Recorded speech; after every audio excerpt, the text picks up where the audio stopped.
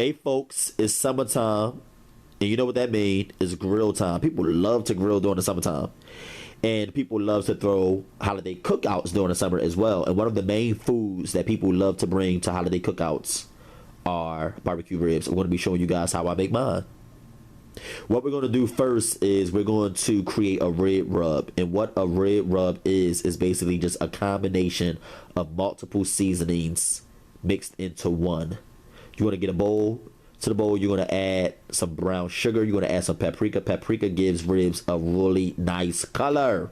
Really nice color. The chili powder does as well, and it adds that nice chili flavor.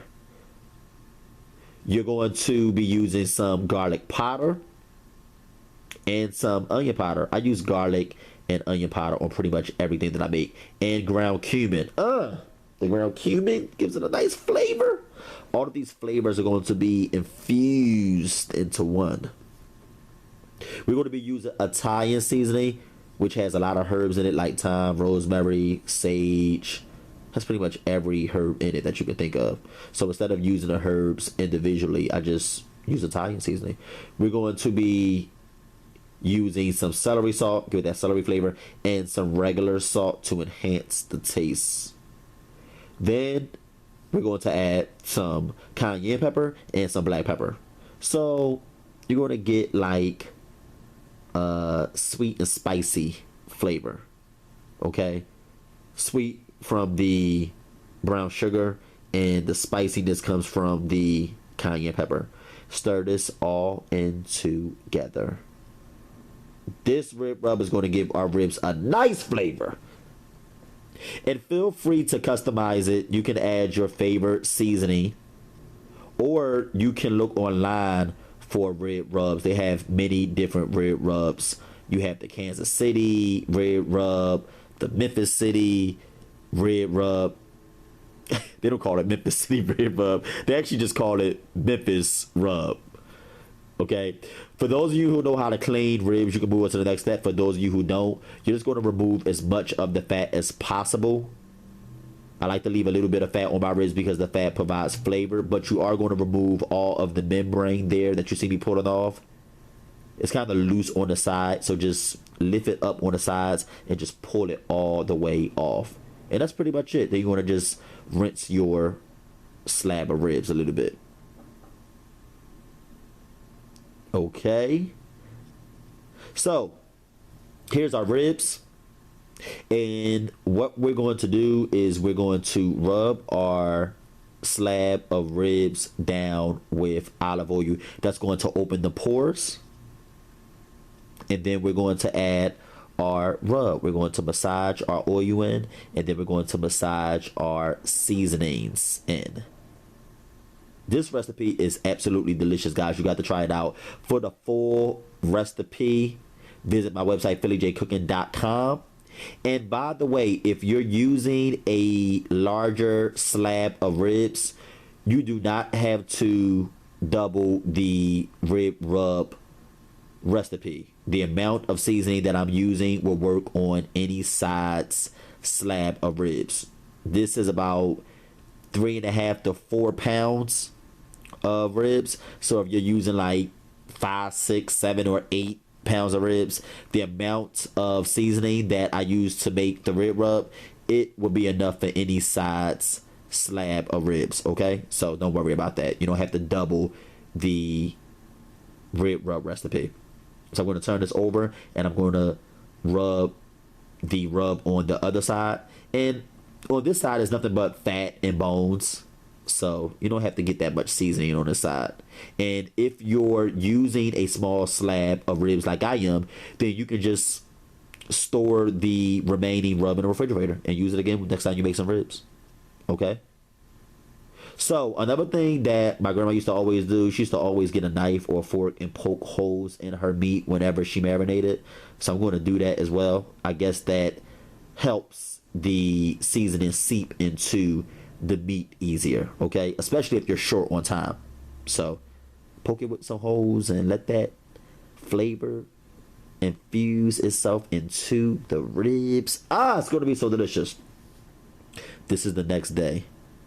So here I'm about to grill the ribs, and it don't take them very long to cook. Now I'm not going to tell you how to grill them because people have all different kinds of grilling methods, but I like to grill my ribs in aluminum foil. So I wrap them in aluminum foil first. By the way, that's not barbecue sauce that you see there. That's just the juice that came from the ribs as they was marinating overnight, and I'm just pouring it back onto the ribs. Okay, so I wrap mine in aluminum foil, and then I just put it on the grill. Only took this about an hour and a half. It don't take very long at all, but everybody have different grilling methods, so just grill your ribs the way you want to grill them. I can't tell you how to grill them. Okay, some people like their ribs very tender. Some people boil you their ribs before they grill it. I don't do that because I like my ribs to kind of be solid. I want it to be tender but solid. I don't want it falling off the bone. So after I grill my ribs in aluminum foil, just to get it a little tender, I'll take it out of the aluminum foil and I let it continue cooking without the aluminum foil. Okay, so that's the way I do mine.